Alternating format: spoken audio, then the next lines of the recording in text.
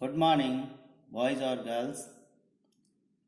आज हम क्लास 8 का 6 चैप्टर कम्बिशन एंड फ्लेम के सेकंड वीडियो की बात करेंगे। कल हमने लर्न किया था कि कम्बिशन के लिए कौन कौन सी कंडीशंस जो है वो इम्पोर्टेंट है। तो उसमें फर्स्ट हमने लर्न किया था कि air is necessary for the कम्बिशन, है ना। उसी पर अपन और चर्चा करेंगे कि एक्टिविटी 6.3, है ना। ये एक्टिविटी हमें समझाती है कि आपकी मदर जब फूड प्रिपेयर करती है तो आपने देखा होगा कि वो कोल को या चारकोल को, है ना, या वुड को वो किस तरीके से उसको बुझाती है ना। आपने देखा होगा एक छोटा सा मटकी होती है ना, वो उसके अंदर वो कोल को कलेक्ट करती है और फिर उसके ऊपर एक ढक्कन लगा देती है ना, लिड लगा देती है, जिससे वो थोड़ी देर बाद बुझ जाते हैं, है ना। तो वही एक्टिविटी इस 6.3 में बताया गया है कि place a piece of burning wood, है ना, एक बर्निंग वुड का पीस लें और या चारकोल लें और उसको एक आयरन प्लेट या तवा के अंदर रखें। Cover it with a glass jar, okay, एक ग्लास जार से इसको कवर कर दें और टम्बलर से, है ना, या ट्रांसपेरेंट कोई प्लास्टिक जार है उसे उसको आप कवर कर दें और observe what happen, does charcoal stop burning after some time. तो एग्जैक्टली बिल्कुल सही बात है कि वो थोड़ी देर बाद चारकोल जो है वो बुझ जाएगा। और इसका रीज़न क्या है वो अब आप अच्छी तरीके से समझ सकते हो। कल अपन ने लर्न किया कि एयर इज नेसेसरी, है ना। तो फिर अपन बात करते हैं आगे के अपन एक एक्सपीरियंस और देखते हैं कि अगर किसी पर्सन को, है ना, उसके क्लॉथ्स जो हैं वो फायर कैच कर लेते हैं, जैसे कि आप इस चित्र में इस फिगर के अंदर देख सकते हो 6.3 के अंदर, है ना। तो हम उसकी जो क्लॉथ्स हैं उसकी फायर को एक्सटिंग्विश करने के लिए, यानी कि बुझाने के लिए, है ना, हम क्या करते हैं उसको एक ब्लैंकेट से कवर्ड कर देते हैं, जैसे कि आप देखो इसमें, है ना। तो इससे क्या होता है, उसको एयर नहीं मिलती और वो आग जो है, फायर जो है वो गोज ऑफ यानी बुझ जाती है। ठीक है। Now recall some of your experience, does a match stick burn by itself, है ना। क्या कोई मैच स्टिक अपने आप जलती है क्या? वो डिब्बी मैच स्टिक जो बॉक्स होता है उसके अंदर बहुत सारी मैच स्टिक पड़ी रहती है, लेकिन वो जलती नहीं है, अपने आप थोड़ी जलती है ना।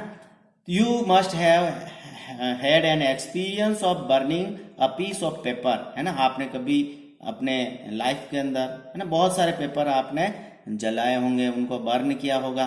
Does it burn when a burning match stick is brought near it? तो बिल्कुल सही बात है ना। जब आप बर्निंग मैच स्टिक को उसके नियर पास में लेके आओगे तो क्या होगा, वो जलने लग जाएगा, है ना, बर्न होने लगेगा। तो इसी तरीके से एक बर्निंग मैच स्टिक से हम पेपर को इजीली बर्न कर सकते हैं, जला सकते हैं। तो इसी तरीके से अब आप बताएं कि क्या सेम कंडीशन, यानी कि एक लाइटेड मैच स्टिक को हम एक बहुत बड़े, है ना, बिग जो पीस ऑफ वुड है आपके पास में, लकड़ी का बड़ा सा गट्टा है, तो उसके पास में एक बर्निंग मैच स्टिक लेके जाओ तो क्या पेपर जला उसी तरीके से सेम टाइप से क्या वो वुड का पीस जो है वो जलेगा, है ना।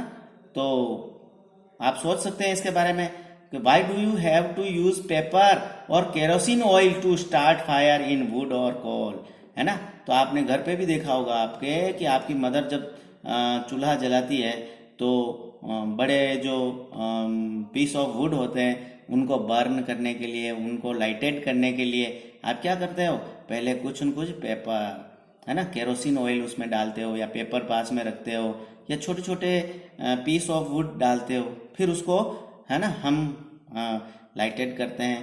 तो ऐसा क्यों होता है ना, आप समझ सकते हो इस चीज़ को। Have you heard of forest fire? आपने फॉरेस्ट फायर के बारे में भी सुना होगा, है ना। तो देखें आप इस फिगर के अंदर, है ना, फिगर 6.4 के अंदर ये देखो फॉरेस्ट फायर का एक फिगर जो है यहाँ पर आपके सामने प्रेजेंट कर रखा है।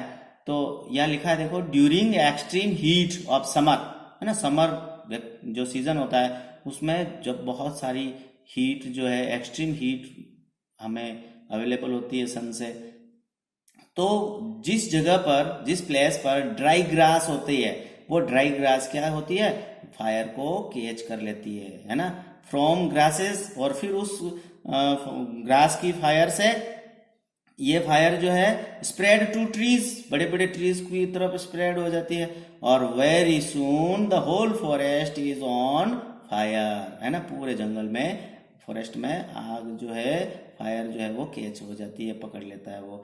It is very difficult to control such fire, और ऐसी फायर को कंट्रोल करना बहुत ही मुश्किल होता है।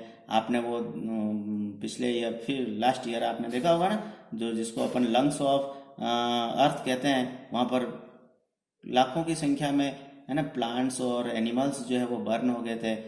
साउथ अफ्रीका का जो वो अमेजन वाला जंगल है ना, फॉरेस्ट है वहां पर। ओके, तो do these experience tell you, ये हो गया। अब अपन बात करते हैं आगे।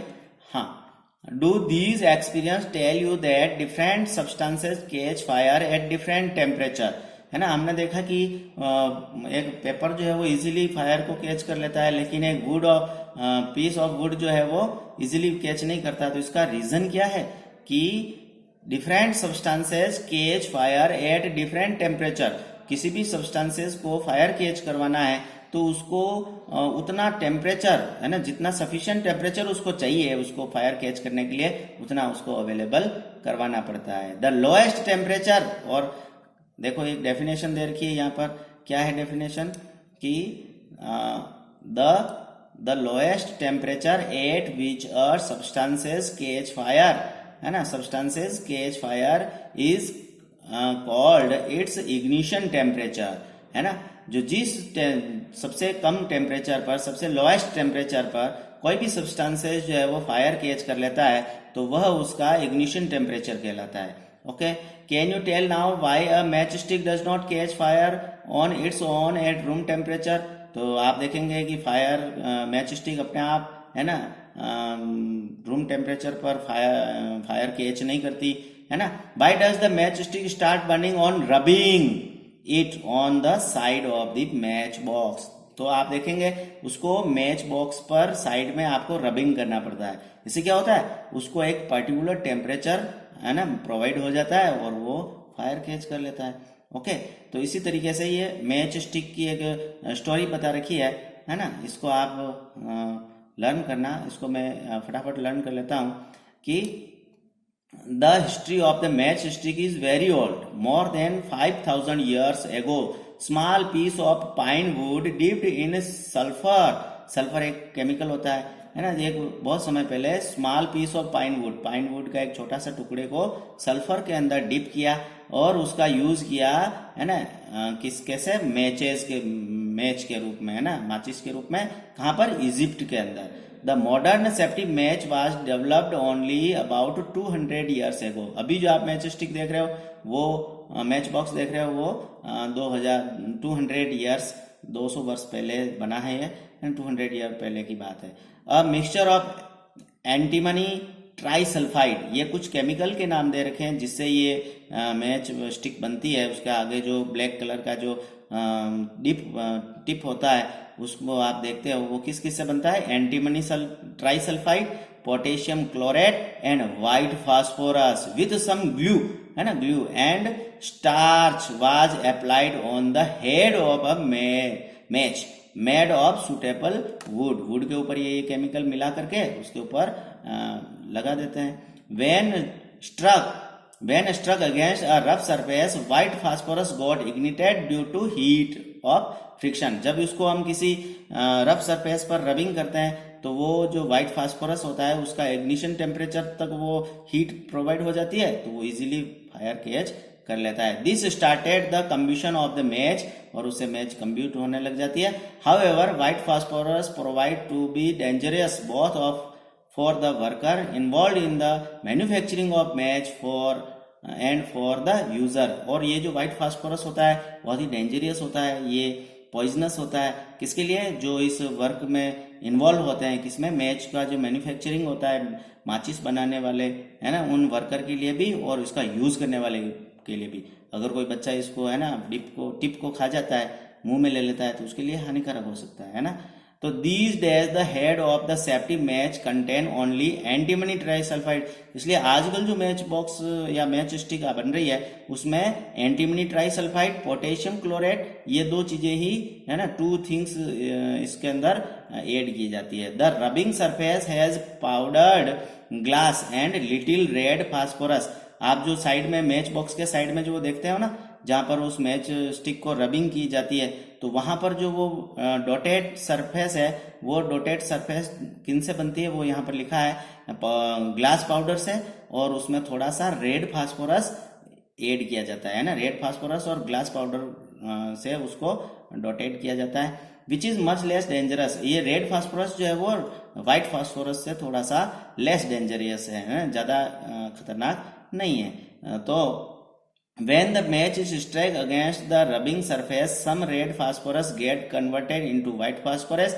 तो इसमें क्या होता है कि जैसे आप उसको मैच स्टिक से रब करते हो तो वो रेड फास्फोरस होता है, वो किस में कन्वर्ट हो जाता है, व्हाइट फास्फोरस में कन्वर्ट हो जाता है, और this immediately react with potassium chloride, और वो व्हाइट फास्फोरस बनता है ना, वो जो है वो इस पोटेशियम क्लोराइड से रिएक्ट करता है, और जो आपने उस मैच स्टिक की हेड पर लगा रखी है टू प्रोड्यूस एनफ हीट, और उससे एनफ हीट प्रोड्यूस हो जाती है, और वो एंटीमनी ट्राइसल्फाइड जो है वो स्टार्ट द कम्बशन, उस एंटीमनी ट्राइसल्फाइड का कम्बशन स्टार्ट हो जाता है। इस तरीके से आप समझ सकते हो कि ये कैसे क्या होता है। फिर आता है we find that a combustible substances can not catch fire और burn as long as its temperature is lower than its ignition temperature, है ना। जो भी कम्बस्टिबल सब्सटेंसेस है वो तब तक फायर कैच नहीं करेगा जब तक, है ना, उसका टेम्परेचर जो है वो इग्निशन टेम्परेचर से लो रहेगा। यानी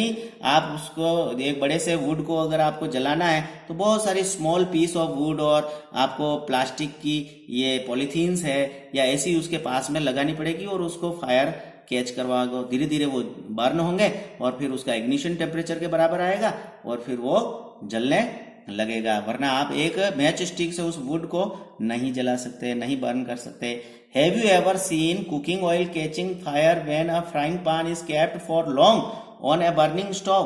हाँ, ये बात आप देख सकते हो कि कभी कभी अपन क्या करते हैं, जब अपन वेजिटेबल्स वगैरह प्रिपेयर करते हैं तो मदर इमेजिन स्टोव पर वो फ्राइंग पैन रख करके उसमें ऑयल डाल करके भूल जाती है ना, फॉरगेट हो जाती है और कुछ अदर वर्क में वो इन्वॉल्व हो जाती है। तो आप देखोगे कि उस फ्राइंग पैन के ऊपर जो आपने ऑयल ऐड किया था उसके ऊपर फायर जो है वो कैच कर लेता है, वो ऑयल जो है फायर कैच कर लेता है। तो इस तरीके से ऐसा हो जाता है क्योंकि वो जो टेम्परेचर है ना वो इतना इंक्रीज हो गया कि वो ऑयल के इग्निशन टेम्परेचर तक पहुंच गया और वो फायर उस पर लग जाती है। तो इसी तरीके से kerosene oil and wood do not catch fire on their own too at room temperature. आप देखोगे कि अपन केरोसिन पड़ा रहता है और लकड़ी वगैरह ये पड़ी रहती है ना, वुड वगैरह, तो ये रूम टेम्परेचर पर फायर कैच नहीं करते। But if kerosene oil is heated a little, अगर केरोसिन ऑयल को थोड़ा सा हीट कर दिया जाए तो इट कैच फायर, इस फायर को कैच कर लेते हैं, है ना। आपने देखा होगा एक वो केरोसिन वाला स्टोव होता है ना, उसमें पहले अपन थोड़ा सा केरोसिन निकाल करके उसमें बर्नर के पास में थोड़ा सा फिर उसको जलाते हैं और बाद में अपन उसको लाइटेड करते हैं, जलाते हैं अच्छी तरीके से। आप देख सकते हो, देखा होगा आपने, एक्सपीरियंस होगा इसके बारे में। But if would is heated a little, अगर आप वुड को थोड़ा सा हीट करो, it would still not catch fire, है ना। तो वुड तो है वो फिर भी फायर को कैच नहीं करता है। तो इसका मतलब क्या हुआ कि जो केरोसिन है उसका इग्निशन टेम्परेचर है वो वुड से क्या है, लो है। ये देखो, लो है ना, इग्निशन टेम्परेचर केरोसिन का वुड से कैसा है, लोअर है ना। आप देख सकते हो उसमें। Does it mean that we need to take special care in storing kerosene oil? इसलिए आपको केरोसिन ऑयल को स्टोर करने के लिए बहुत ही केयर करनी पड़ती है। उसको जहां पर चूल्हा होता है उससे उसको दूर, है ना, डिस्टेंस पर उसको रखना पड़ता है। अगर आप उसको पास में रखोगे तो कभी भी आग कैच कर सकता है। The following activity show that it is essential for the substances to reach ignition temperature to burn, है ना। ये जो एक्टिविटी है वो हमें ये बताती है कि किस तरीके से हम इग्निशन टेम्परेचर तक पहुंचना है। तो इसमें आप देख सकते हो ये एक बर्निंग कैंडल है जो जल रही है, और एक ये इन दोनों हैंड्स के अंदर कप बनाए हुए हैं, किसके, पेपर शीट से कप बना रखे हैं।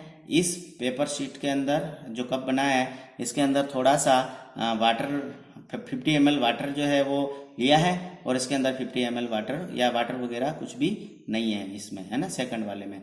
तो आप देखेंगे कि इसको जब इस फ्लेम के ऊपर रखते हैं तो ये जो सेकंड वाला जो कप है वो इजीली बर्न हो जाता है, बट ये फर्स्ट वाला जो कप है वो इजीली बर्न नहीं होता है। आपको ये एक्टिविटी घर पर किसी बड़ों के सुपरविजन में आप कर सकते हो, अकेले नहीं करें, कहीं आग वगैरह, फायर वगैरह, कहीं अपने क्लॉथ्स वगैरह को लग सकती है, इसलिए ध्यान रखना है। तो इसमें आप देखोगे कि इसमें वो पेपर जो है वो बर्न नहीं होता है, बट ये जो इसके अंदर जो वाटर है वो धीरे धीरे हीट एब्जॉर्ब करता है और ये हॉट हो जाता है, ये वाटर हॉट हो जाता है।